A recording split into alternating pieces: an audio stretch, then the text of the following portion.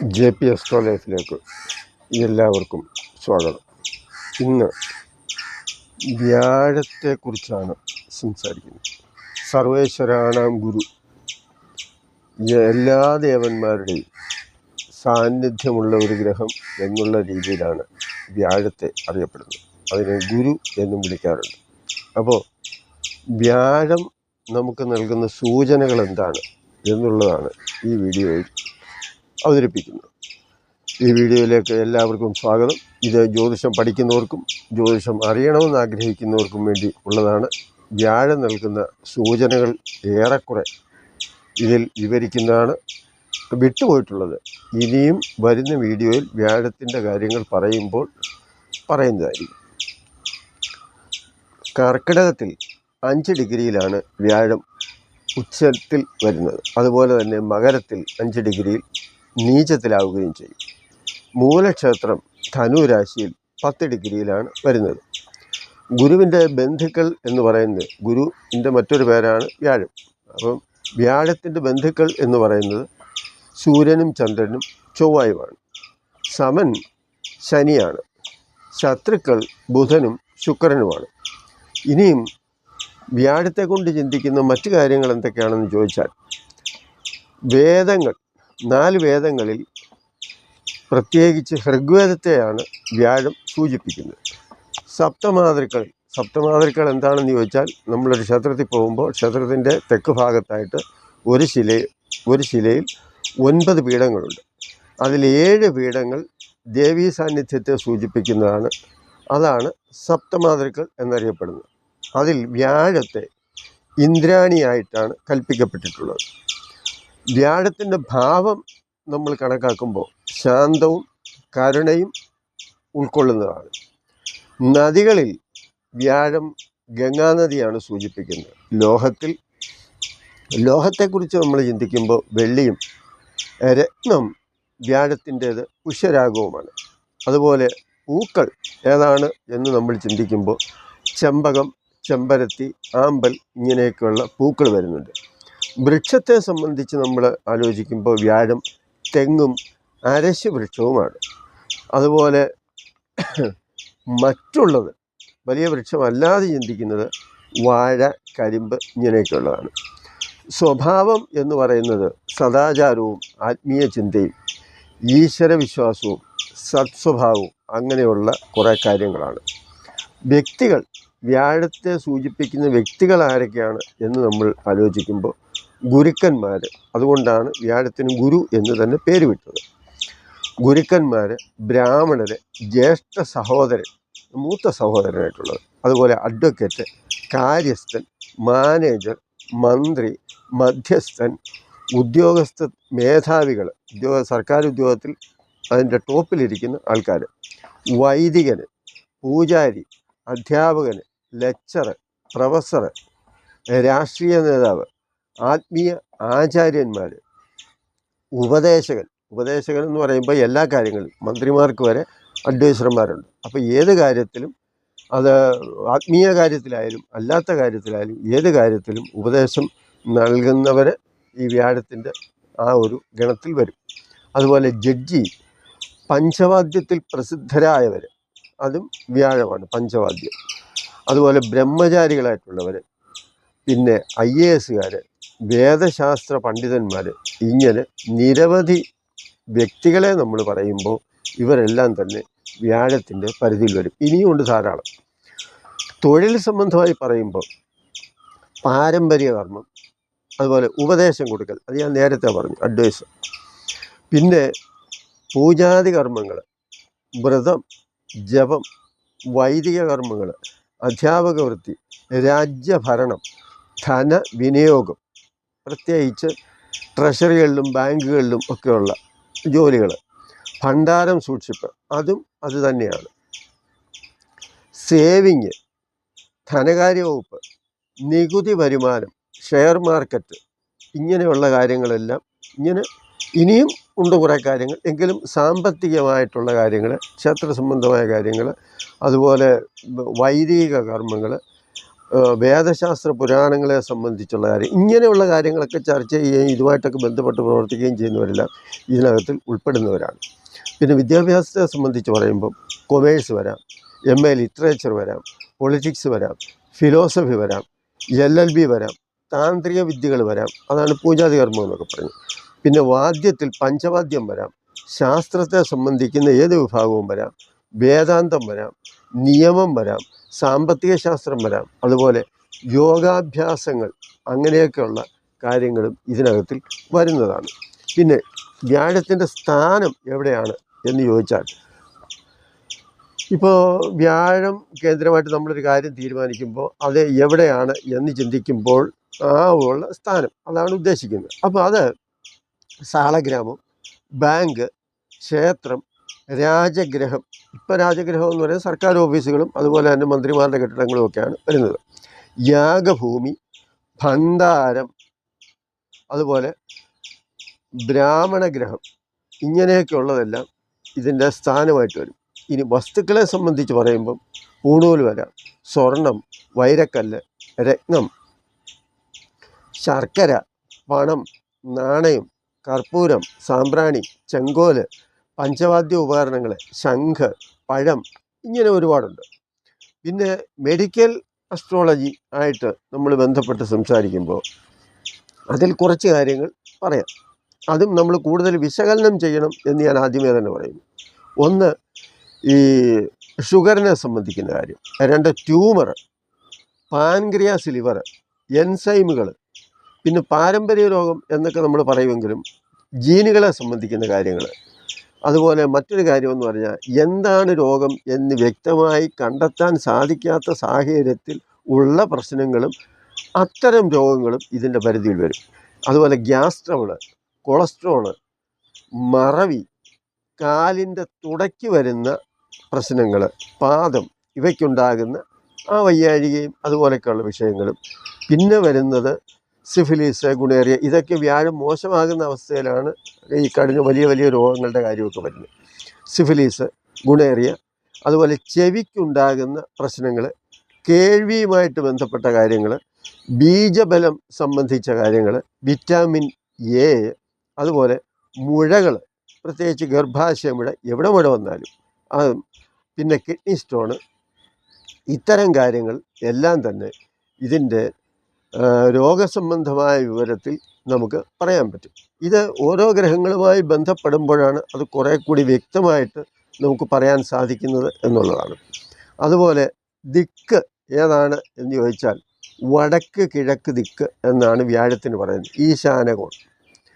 രുചിയിൽ മധുരമാണ്, നിറത്തിൽ മഞ്ഞ, പുഷ്പത്തിൽ നേരത്തെ ഞാൻ പറഞ്ഞു എങ്കിലും വിശേഷമായി പറയുന്ന പുഷ്പം ചമ്പകമാണ്. പൂജാ സാധനങ്ങളിൽ, അതായത് പൂജയ്ക്ക് ഉപയോഗിക്കുന്ന സാധനങ്ങളൊക്കെ ഉണ്ടല്ലോ, അതിൽ വ്യാഴത്തെ ചിന്തിക്കുന്നത് മണി ആണ്.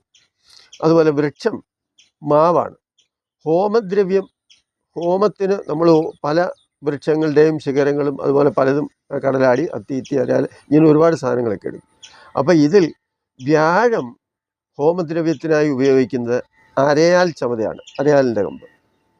പിന്നെ ദശാവതാരം, വിഷ്ണുവിൻ്റെ അവതാരങ്ങളെ നമ്മൾ നോക്കുമ്പോൾ ദശാവതാരം എന്ന രീതി ചിന്തിക്കുമ്പോൾ വ്യാഴം വാമനാവതാരത്തെ സൂചിപ്പിക്കും.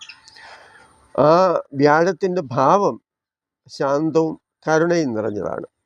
ഋതുക്കളിൽ ഹേമന്തമാണ്. പ്രതിമ ഏതാണ് എന്ന് ചിന്തിക്കുമ്പോൾ അത് വ്യാഴത്തെ കൊണ്ട് വെള്ളിപ്രതിമയെയും പഞ്ചലോഹത്തെയും സാധാരണഗതിയിൽ ചിന്തിക്കാറുണ്ട്. അതുപോലെ സപ്തമാതൃക, അത് നേരത്തെ പറഞ്ഞു, അത് ഇന്ദ്രാണിയാണ്. നിവേദ്യം, ക്ഷേത്ര സംബന്ധമായും അതുപോലെ ആരാധനാ സംബന്ധമായും ഒക്കെ നമ്മൾ നിവേദ്യം എന്താണ് എന്ന് ചിന്തിക്കുമ്പോൾ വ്യാഴം തരുന്ന സൂചന എന്ന് പറയുന്നത് ശർക്കര, കരിമ്പ്, പഴം, അവല്, പാല്, ഇങ്ങനെയൊക്കെയുള്ളതാണ്. ധനു മീനൻ രാശി വ്യാഴത്തിൻ്റെ രാശിയാണ്. ഇതിനെ ആകാശരാശി എന്ന് പറയും. അല്ലാതെ മീനൻ രാശി സമരാശി എന്ന് പറയും, ജലരാശി എന്ന് പറയും, പകൽ രാശി എന്ന് പറയും, ഉഭയോദയ രാശി എന്ന് പറയും. അവയവം നമ്മൾ സാധാരണ എടുക്കുമ്പോൾ ചെവിയും തുടയുമാണ് പ്രധാനമായിട്ടും വരുന്നത്. ആഭരണങ്ങൾ ഏതാണ് വ്യാഴത്തിൻ്റെ എന്ന് ചോദിച്ചാൽ ഉദരത്തിൽ അതായത് വയറുഭാഗത്ത് ഇങ്ങനെ കെട്ടിവെക്കുന്ന ആഭരണങ്ങളും കഴുത്തിൽ അണിയുന്നതുമായ ആഭരണങ്ങളാണ് വ്യാഴത്തിന് വരുന്നത്. പിന്നെ രാജയോഗം പോലെയുള്ള യോഗങ്ങൾ ഉണ്ട് എന്ന് കണ്ടാൽ അത് ലഗ്നത്തെ സംബന്ധിച്ച് പറയുമ്പോൾ ലഗ്നവുമായിട്ട് ബന്ധമുണ്ട്, അതായത് ലഗ്നത്തിൽ വ്യാഴം ദൃഷ്ടി ചെയ്യുന്നു എന്ന് വിചാരിക്കുക. അങ്ങനെയാണെങ്കിൽ ഓരോ 10 ഡിഗ്രിയും നമ്മൾ എടുക്കുമ്പോൾ ആദ്യത്തെ അതിനകത്ത് ദ്രേക്കാണം എന്ന് പറയുന്നു. അപ്പോൾ ആദ്യത്തെ ദ്രേക്കാണം ആണെങ്കിൽ അതിന് സേനാപതി എന്ന് പറയും. അതായത് പട്ടാളം അല്ലെങ്കിൽ സേനകളുടെ മേധാവിയാരോ അങ്ങനെയുള്ള ആൾ. മധ്യദ്രേക്കാണമാണെങ്കിൽ മന്ത്രിയാണ്. അന്ത്യദ്രേക്കാണമാണെങ്കിൽ രാജാവ് എന്ന് പറയും. നമ്മുടെ ഇന്നത്തെ കാലത്ത് രാജാവ് എന്ന് പറയുമ്പോൾ സ്വാഭാവികമായിട്ടും ഭരണത്തലവൻ എന്നുള്ള അർത്ഥത്തിൽ എടുത്താൽ മതി. പിന്നെ വ്യാഴം ധനുവിൽ നിൽക്കുമ്പോൾ അത് കുതിരയെ സൂചിപ്പിക്കും. വ്യാഴം ചിങ്ങൻ രാശിയിലാണെങ്കിൽ അതായത് മൃഗങ്ങളെയാണ് സൂചിപ്പിക്കുന്നത്. ഞാൻ നേരത്തെ പറഞ്ഞതുപോലെ ധാതുമൂല ജീവന്മാരുടെ കാര്യങ്ങൾ കൃഷ്ണീയത്തിൽ നോക്കുമ്പോൾ നമുക്ക് കുറേ കാര്യങ്ങൾ കിട്ടും. കള്ളന്മാരുടെ ലക്ഷണം, അതുപോലെ മൃഗങ്ങളുടെ, നമുക്ക് നഷ്ടപ്പെട്ടു പോയ സാധനം ഏത്, അങ്ങനെയൊക്കെ ചിന്തിക്കുമ്പോഴാണ് ധനുവിൽ വ്യാഴം നിൽക്കുമ്പോൾ കുതിരയും, ചിങ്ങത്തിൽ വ്യാഴം നിൽക്കുമ്പോൾ ഒട്ടകവും, മേടത്തിൽ വ്യാഴം നിൽക്കുമ്പോൾ കോവർ കഴുതയും, ഇടവത്തിൽ സാക്ഷാൽ കഴുതയും എന്നാണ് പറയുന്നത്. നമ്മൾ പൊതുവേ മൃഗത്തെക്കുറിച്ച് പറയുന്ന ചില കാര്യങ്ങളുണ്ട്, അതുകൂടി പറയാം. ഇപ്പം മേടൻ രാശി വന്നാൽ പറയും ആടാണ്. ധനു രാശി വന്നാൽ കഴുത, ഒട്ടകം, കുതിര ഇങ്ങനെയൊക്കെയാണെന്ന് പറയും. ഇടവൻ രാശി ഏതെങ്കിലും ബന്ധവുമായിട്ട് വരുമ്പോൾ നമ്മൾ പറയും ഗോവർഗമാണ് എന്ന് പറഞ്ഞാൽ പശുവോ കാളയോ ഒക്കെയാണ്. ഈ ചിങ്ങം, മകരം ഇങ്ങനെയൊക്കെയുള്ള രാശികളാണ് വരുന്നത് എങ്കിൽ നമ്മൾ പറയും മാംസഭുക്കായിട്ടുള്ള മൃഗങ്ങളെ സൂചിപ്പിക്കുന്നു. അതായത് സിംഹം, കടുവ, പുലി ഇങ്ങനെയൊക്കെയുള്ള അതാണെന്നാണ് പറയുന്നത്. ഞാൻ ഈ കുതിര, ഒട്ടകം എന്ന് ധനു, ചിങ്ങം, മേടം, ഇടവൻ രാശിയിൽ വ്യാഴം വരുന്നതിൻ്റെ പ്രത്യേകമായ ചില ഫലങ്ങളാണ് ഇപ്പോൾ പറഞ്ഞത്. അതുപോലെ ധാതുമൂല ജീവന്മാരെ കുറിച്ച് കൃഷ്ണീയത്തിൽ പറയുമ്പോൾ വ്യാഴം സ്വക്ഷേത്രത്തിൽ വന്നാൽ കുതിര എന്ന് തന്നെയാണ് പറയുന്നത്. ഇനിയും ഒരു കള്ളനെ സംബന്ധിക്കുന്ന വിവരം, അല്ലെങ്കിൽ നമുക്കൊരു സാധനം മോഷണം പോയി എന്നൊരാൾ നമ്മുടെ അടുത്ത് വന്ന് പറയുന്നു. അപ്പോൾ ആ മോഷണ വസ്തു എന്താണ്, കള്ളൻ്റെ അവസ്ഥ എന്താണ്, ഇത്തരം കാര്യങ്ങളൊക്കെ കൃഷ്ണീയത്തിലാണ്. ഇത് പറയുന്നത് പ്രശ്നചിന്തയിലാണ്, ഇത്തരം കാര്യങ്ങൾ ജാതകത്തിലല്ല. അപ്പം പ്രശ്നചിന്ത തന്നെ പല വിധത്തിലുണ്ട്. അതിൽ ചോരപ്രശ്നം എന്ന് പറയുന്ന വിഭാഗത്തിലാണ് ഈ കള്ളന്മാരുടെ വിഷയങ്ങൾ നമ്മൾ ചിന്തിക്കുന്നത്. അപ്പോൾ ലഗ്നാധിപനെ കൊണ്ടാണ് കള്ളനെ അറിയേണ്ടത്. അപ്പോൾ സ്ഥിരരാശിയായാൽ അതിന് സ്വജനമാണ്. സ്വജനങ്ങൾ എന്ന് പറയുമ്പം വീട്ടുകാരോ, വീട്ടുകാരുമായിട്ട് ബന്ധപ്പെടുന്നവരോ, ബന്ധുക്കാരോ അങ്ങനെയുള്ള ആൾക്കാർ, അവരെ ചുറ്റിപ്പറ്റി തന്നെ ആ വീട്ടിൽ തന്നെയുള്ള ആൾക്കാരാണ് കള്ളൻ എന്ന് നമുക്ക് സൂചിപ്പിക്കാം.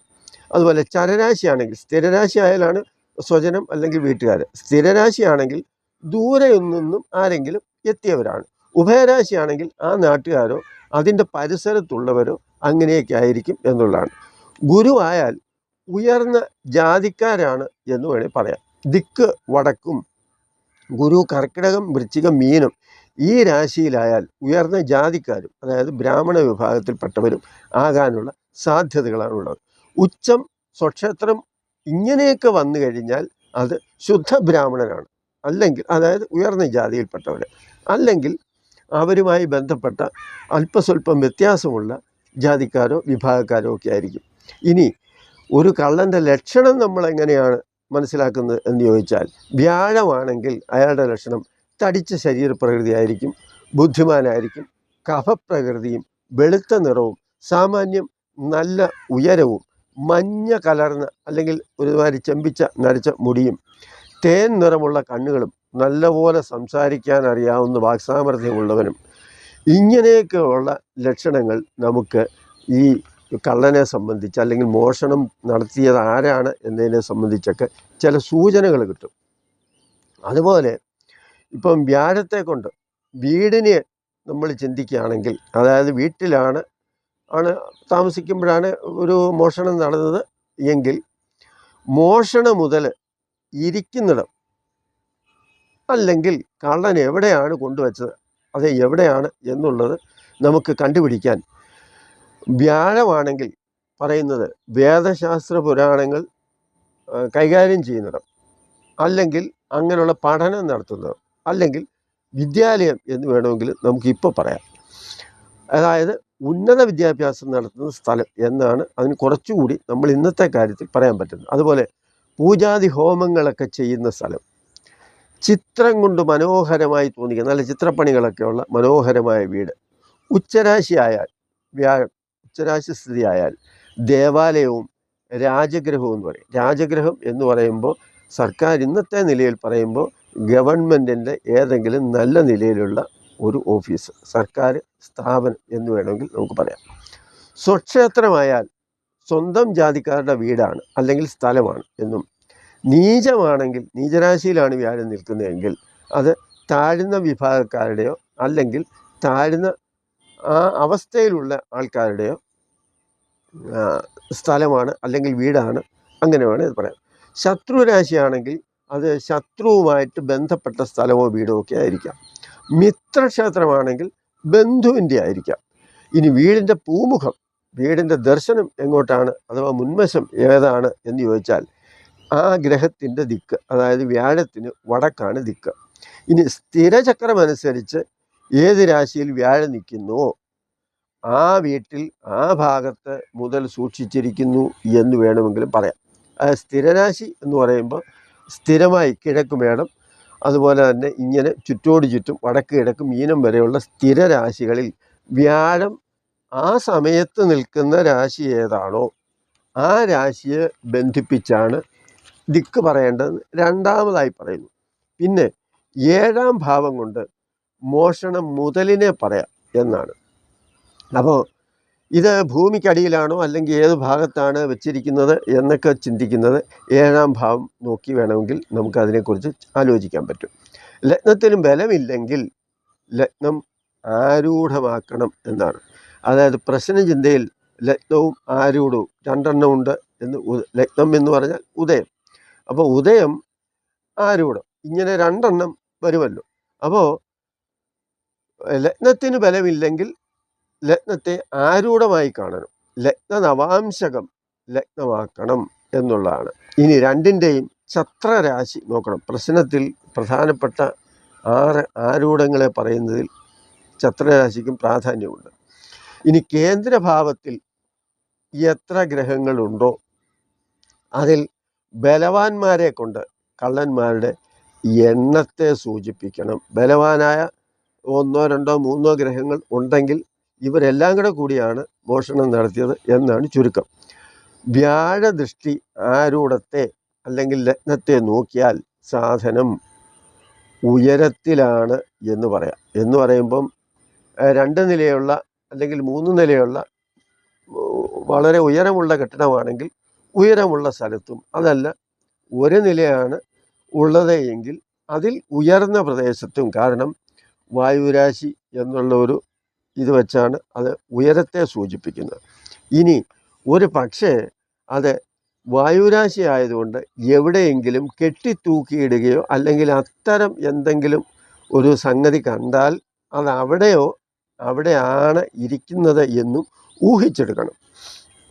ഇത്രയൊക്കെ പറഞ്ഞെന്തിനാണെന്ന് ചോദിച്ചാൽ പ്രശ്നചിന്തയിൽ നമുക്ക് വിശദമായി കാര്യങ്ങൾ അറിയാൻ കൃഷ്ണീയം പോലെ പ്രത്യേകിച്ച് ഇത്തരം കാര്യങ്ങൾ വേറൊരു ഗ്രന്ഥം ഇല്ലെന്ന് തന്നെ പറയാം.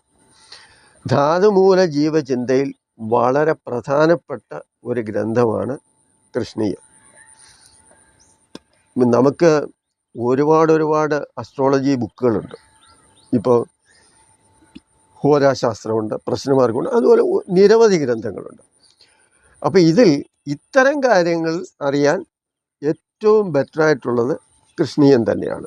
പണ്ട് രാജഭരണകാലത്ത് കുറ്റവാളികളെ കണ്ടെത്താനും അതുപോലെ രാജാവിൻ്റെയും രാജ്യത്തിൻ്റെയും സുരക്ഷയ്ക്കും പ്രകൃതിക്ഷോഭം, ദുരന്തങ്ങൾ ഇങ്ങനെയൊക്കെയുള്ള എന്തെങ്കിലും സാധ്യതകൾ ഉണ്ടാകുന്നുണ്ടെങ്കിൽ അതിനെ മുൻകൂട്ടി കണ്ട് അതിനു വേണ്ട പരിഹാരം കണ്ടെത്താനും അറിയിക്കാനും കൊട്ടാരം ജ്യോത്സ്യൻ എന്നൊരു തസ്തിക തന്നെ ഉണ്ടായിരുന്നു. അവിടെ ഞാനിത് പറയാൻ കാരണം, നമ്മൾ പ്രശ്നത്തിൽ ചോരപ്രശ്നം അല്ലെങ്കിൽ കള്ളന്മാരുടെ പ്രശ്നമാണ് നമ്മളിപ്പോൾ ഇതുവരെ പറഞ്ഞത്. പ്രശ്നചിന്തയിൽ നിരവധി വിഷയങ്ങളുണ്ട്. യുദ്ധപ്രശ്നം, നായാട്ടിനെ സംബന്ധിച്ച മൃഗയാ പ്രശ്നം, ഭോജന പ്രശ്നം, സുരത പ്രശ്നം, അതുപോലെ ചോരപ്രശ്നം, രോഗപ്രശ്നം, വിവാഹ പ്രശ്നം എന്ന് വേണ്ട ആ പട്ടിക ഇങ്ങനെ നീണ്ടു പോവുകയാണ്. സാധാരണയായി നമുക്കെല്ലാം അറിയാവുന്ന സാധാരണക്കാർക്കും അറിയാവുന്ന ഏറ്റവും വലിയ ഒരു പ്രശ്നമെന്ന് പറയുന്നത് ക്ഷേത്ര സംബന്ധമായി നടത്തുന്ന ദേവപ്രശ്നം. അത് കഴിഞ്ഞാൽ പിന്നെ ജ്യോത്സ്യന്മാരുടെ അടുത്ത് ചെന്നിട്ട് ഈ വരുന്നവർ ചോദിക്കുന്ന ഒരു ചോദ്യമുണ്ട്, ദൈവാധീനം ഒന്ന് നോക്കാമോ എന്നുള്ളത്. അങ്ങനെ ദൈവാധീനം എന്നുള്ളതൊരു വിഷയമല്ല, എങ്കിലും ഞാൻ പറഞ്ഞു എന്നേ ഉള്ളൂ. അപ്പം നിരവധി വിഷയങ്ങളുള്ള ഒരു ഘടകമാണ്, ഒരു പാർട്ടാണ് ഈ പ്രശ്നചിന്ത എന്ന് പറയുന്നത്. അപ്പം ഇവിടെ രാജാവ് ഇത്തരം കാര്യങ്ങൾ ജ്യോത്സ്യൻ്റെ കഴിവ് അറിയാൻ വേണ്ടി, കൊട്ടാരത്തിൽ നിയമിക്കുന്ന ആളിൻ്റെ കഴിവ് അറിയാൻ വേണ്ടി ഒരുപാട് പരീക്ഷണങ്ങൾ നടത്താറുണ്ട് പണ്ടത്തെ കാലത്ത്. ഇപ്പം നായാട്ട് നടത്തുക, യുദ്ധം ചെയ്യുക, അതുപോലെ ചൂത് കളിക്കുക, ഇതൊക്കെ രാജധർമ്മമായിട്ട് പണ്ട് കണ്ടിരുന്ന ഒരു കാലം ഉണ്ടായിരുന്നു, രാജഭരണകാലത്ത്. അപ്പോൾ രാജാവ് നായാട്ടിന് പോകാൻ ഇറങ്ങുമ്പോൾ അതിന് മുമ്പായിട്ട് തന്നെ ജ്യോത്സ്യനെ വിളിച്ചിട്ട് പറയും, ഞാൻ നായാട്ടിന് പോവുകയാണ്, ഇന്ന് എനിക്ക് പിടിക്കാൻ പറ്റുന്ന മൃഗം ഏതാണ് എന്ന് ചോദിച്ച് അവിടെ ഒരു ഓലയിൽ എഴുതി വെക്കാൻ പറഞ്ഞ്, അല്ലെങ്കിൽ ഇന്നാടെ കൊടുക്കാൻ പറഞ്ഞിട്ടാണ് രാജാവ് പോകുന്നത്. തിരിച്ചു വരുമ്പം ഈ ജ്യോത്സ്യൻ പറയുന്നതും അന്ന് നായാട്ടിന് പോകുമ്പോൾ രാജാവ് ഏതെങ്കിലും മൃഗത്തെ കൊല്ലാൻ സാധിച്ചിട്ടുണ്ടോ ഇല്ലയോ എന്നുള്ളതിൽ പറയുന്നതും അനുഭവം തമ്മിൽ എന്തെങ്കിലും വ്യത്യാസം വന്നിട്ടുണ്ടെങ്കിൽ ആ ജ്യോത്സ്യൻ, കൊട്ടാരം ജ്യോത്സ്യൻ്റെ കാര്യം നമുക്ക് ചിന്തിക്കേണ്ട ആവശ്യമില്ലല്ലോ. അതുപോലെ തന്നെ ഏതെങ്കിലുമൊക്കെ രാജ്യങ്ങളിൽ, ചുറ്റുപാടുമുള്ള രാജ്യങ്ങളിൽ എന്തെങ്കിലുമൊക്കെ ചെറിയ പ്രശ്നങ്ങളൊക്കെ വരുമ്പോൾ ജ്യോത്സ്യനോട് ചോദിക്കുന്നതാണ്, ഇന്ന രാജ്യത്തെ ആക്രമിക്കുന്നു, യുദ്ധപ്രശ്നം ആക്രമിച്ചാൽ ആ രാജ്യം നമുക്ക് വീണ്ടെടുക്കാൻ പറ്റുമോ, യുദ്ധത്തിൽ വിജയിക്കാൻ പറ്റുമോ, അല്ലെങ്കിൽ വേറെ ഏതെങ്കിലും രാജാക്കന്മാർ നമ്മുടെ രാജ്യത്തെ ആക്രമിക്കാൻ ഈ അടുത്ത കാലത്തെങ്ങാനും വരും. ഇങ്ങനെ നിരവധി വിഷയങ്ങൾ.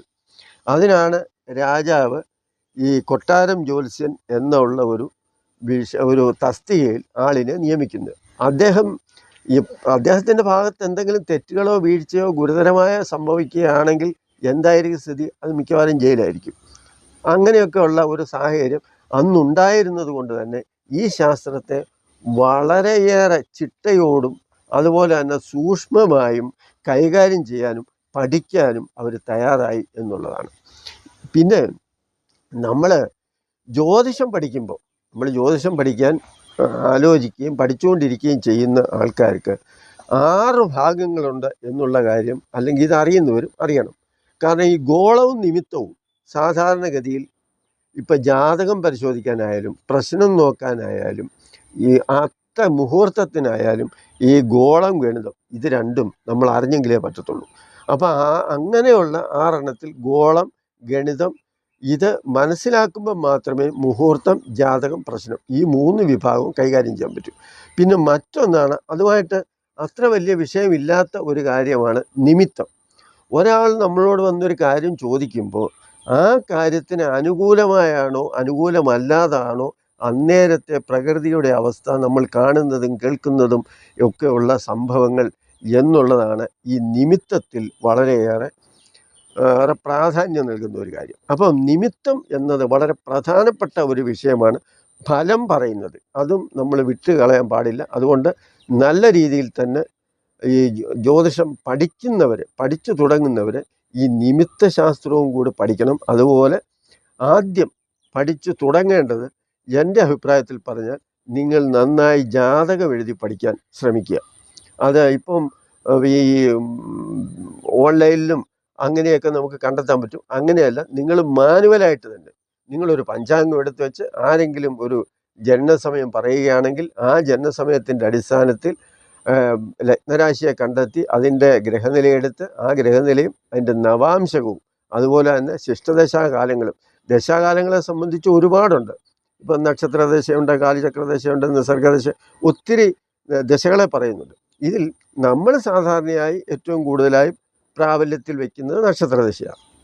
അപ്പോൾ അങ്ങനെയൊക്കെയുള്ള കാര്യങ്ങൾ എല്ലാം പഠിക്കണം എന്നാണ് എൻ്റെ അഭിപ്രായം. അപ്പോൾ അങ്ങനെയൊക്കെയുള്ള കാര്യങ്ങൾ ഒക്കെ പഠിച്ചതിന് ശേഷം വേണം പിന്നെ നിങ്ങൾ മുഹൂർത്തം എന്താണ് എന്നും പഠിച്ച് അവസാന നിമിഷത്തിൽ മാത്രം, അതായത് ഇതിനെക്കുറിച്ചൊക്കെ ഒരു ഏകദേശ കാര്യങ്ങൾ തലയിൽ കയറിയതിന് ശേഷം വേണം ഈ പ്രശ്നം എന്താണ് എന്നതിനെക്കുറിച്ച് നമ്മൾ ചിന്തിക്കാൻ. കാരണം ഊഹാപോഹപടു എന്ന് പറഞ്ഞാൽ വെറുതെ ഊഹിച്ച് പറയുന്നൊന്നുമല്ല പ്രശ്നത്തിൽ. അപ്പോൾ പ്രശ്നം ചിന്തയെന്ന് പറയുന്നത് തന്നെ നല്ലതുപോലെ തറം വന്നതിന് ശേഷം, അല്ലെങ്കിൽ ഏറെക്കുറെ നമ്മുടെ തലയിൽ ജ്യോതിഷം ഉണ്ട് എന്ന് ബോധ്യം വന്നതിന് ശേഷം അത് കൈകാര്യം ചെയ്യുന്നതാണ് നല്ലത്. ഞാൻ ഇത്രയും പറഞ്ഞത് ജ്യോതിഷം പഠിക്കുന്നവർക്കും ജ്യോതിഷ വിദ്യാർത്ഥികൾക്കും അതുപോലെ ജ്യോതിഷത്തെക്കുറിച്ച് എന്തെങ്കിലുമൊക്കെ അറിയണമെന്നും ആഗ്രഹമുള്ളവർക്ക് വേണ്ടിയാണ് പറഞ്ഞത്. ഈ വീഡിയോ നിങ്ങൾക്ക് ഇഷ്ടപ്പെട്ടു എങ്കിൽ ഇത് ലൈക്ക് ചെയ്യുക, ഷെയർ ചെയ്യുക. അതുപോലെ തന്നെ കൂടുതൽ പഠിച്ച് ജ്യോതിഷത്തിൽ നല്ല നിലയിലെത്താൻ ഈശ്വരൻ സഹായിക്കട്ടെ എന്ന് ചിന്തിച്ചുകൊണ്ട് നന്ദി, നമസ്കാരം.